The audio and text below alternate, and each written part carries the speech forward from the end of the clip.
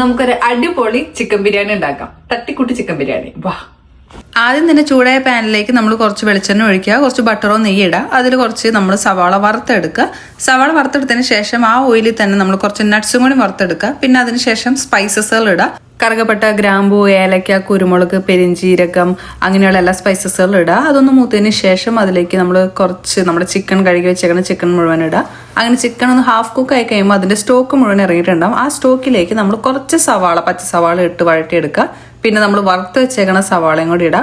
പിന്നെ അതിലേക്ക് നമ്മൾ റൈസിന് ആവശ്യമായിട്ടുള്ള വെള്ളം കൂടി ഒഴിക്കുക. പിന്നെ കുറച്ച് നാരങ്ങ പിഴിഞ്ഞ് ഒഴിക്കുക.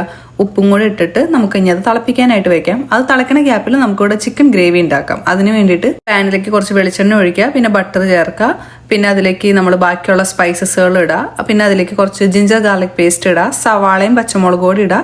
അത് കുറച്ച് ഉപ്പും കൂടി ഇട്ടിട്ട് നമുക്ക് നന്നായിട്ട് വഴറ്റിയെടുക്കാം. അപ്പോഴത്തേക്കും നമ്മുടെ ബിരിയാണിയുടെ വെള്ളം അവിടെ തിളച്ചിട്ടുണ്ട്. അപ്പോൾ അതിലേക്ക് നമുക്ക് കഴുകി വെച്ചേക്കണ റൈസും നമുക്ക് ഇടാം. എന്നിട്ട് നന്നായിട്ട് ഇളക്കി കുറച്ച് പുതിനയിലയും കൂടി അല്ലെങ്കിൽ മല്ലിയിലൊക്കെ ഇട്ടിട്ട് ഇളക്കിയിട്ട് നമുക്ക് മൂടി വെക്കാം. പിന്നെ ഇവിടെ സവാള വഴണ്ട് കഴിഞ്ഞുമ്പോൾ നമുക്ക് തക്കാളി ഇടാം. തക്കാളിയും കൂടി നന്നായി വഴണ്ട് കഴിഞ്ഞുമ്പോൾ മല്ലിപ്പൊടി ഇടുക. പിന്നെ അതിലേക്ക് മഞ്ഞൾപ്പൊടി ഇടുക, ഗരം മസാല ഇടുക, മുളക് പൊടി ഇടുക, കുറച്ച് കുരുമുളക് പൊടിയും കൂടി ഇടുക. എന്നിട്ട് നന്നായിട്ട് മസാലകളൊക്കെ കൂട്ടിച്ചേർക്കുക. അതിലേക്ക് നമ്മുടെ നേരത്തെ ഹാഫ് കുക്കാക്കി വെച്ചേക്കണം ചിക്കനും കൂടി ഇട്ടിട്ട് നന്നായി മിക്സ് ചെയ്തിട്ട് ഒരു 15 മിനിറ്റ് കുക്ക് ചെയ്തെടുക്കുക. അതിന് മുമ്പായിട്ട് നമ്മൾ കുറച്ച് ഉപ്പും വെള്ളം കൂടി ചേർക്കുക. പിന്നെ കുറച്ച് ടേസ്റ്റിന് വേണ്ടിയിട്ട് നമ്മൾ വറുത്ത് വെച്ചേക്കുന്ന സവാളയും കൂടിയും നാരങ്ങനീരും കൂടി ഒഴിച്ച് നന്നായി ഇളക്കിയതിന് ശേഷം മൂടി വെച്ചിട്ട് വേണം കേട്ടോ വേവിക്കാനായിട്ട്. അങ്ങനെ അത് അവിടെ ഇരുന്ന് വെന്തു. ഇപ്പം നമ്മുടെ ചോറും സൈഡിൽ ഒരു 10 മിനിറ്റിനുള്ളിൽ റെഡി ആയിട്ടുണ്ട്. ഇനി നമ്മൾ ചോറ് ഒരു പാത്രത്തിലേക്ക് കുറച്ച് മാറ്റി താഴത്തെ ഒരു ലെയറിനുള്ള ചോറ് മാത്രം വെച്ചിട്ട് അതിലേക്ക് നമ്മുടെ ഈ മസാലയും കൂടി ആഡ് ചെയ്തു. അങ്ങനെ ലെയറായിട്ട് ബിരിയാണി നമ്മൾ സെറ്റാക്കി കേട്ടോ.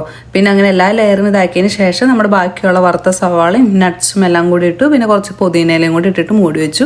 അങ്ങനെ അടിപൊളി ബിരിയാണി ആയിരുന്നു കേട്ടോ. Must try. അപ്പോൾ അത്രേ ഉള്ളൂ. ബൈ.